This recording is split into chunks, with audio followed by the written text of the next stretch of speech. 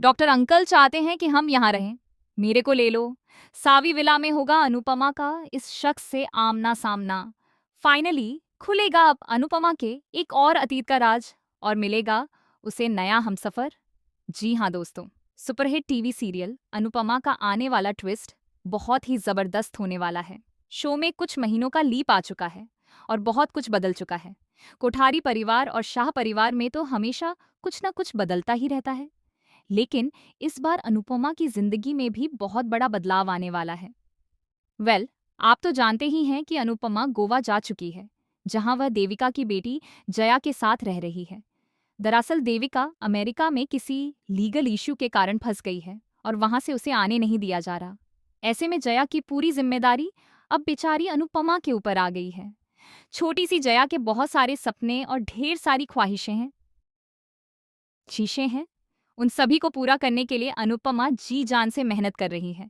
इसी दौरान एक रेस में अनुपमा हिस्सा लेती है और वह जीतने ही वाली होती है।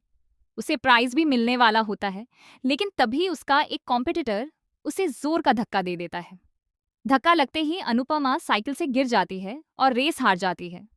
हालांकि यह साफ साफ चीटिंग थी। वहां मौजूद सभी लोग यह देख रहे थे, लेकिन फिर भी किसी ने अनुपमा का साथ नहीं दिया। दूसरी तरफ अनुपमा की जिंदगी का यह नया सफर जरूर शुरू हुआ है, लेकिन इसी सफर में उसे एक ऐसा शख्स मिलने वाला है जो उसकी जिंदगी को नई दिशा देगा।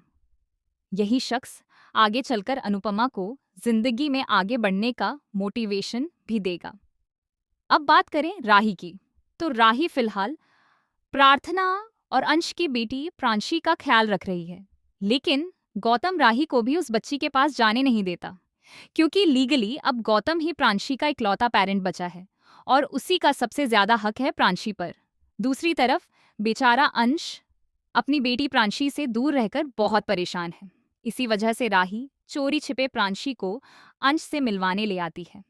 यहाँ अंश और जसप्रीत एक साथ नजर तो आते हैं, लेकिन अभी तक ये कंफर्म नहीं है कि दोनों की शादी हुई है या नहीं।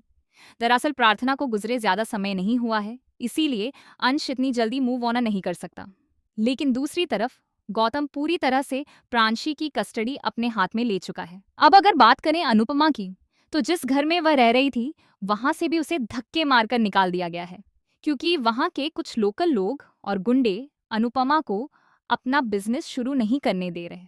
वे लगातार उसे धमकी दे रहे हैं कि वह यहाँ अपनी दुकान खोलने का सपना छोड़ दे। इसी दबाव में आकर मकान मालिक भी अनुपमा को घर से निकाल देता है। ऐसे में अब अनुपमा बिल्कुल अकेली और बेघर हो चुकी है। लेकिन तभी उसकी जिंदगी में एक नई जगह की एंट्री होती है, सावी विला। यह कोई साधारण विला नहीं है।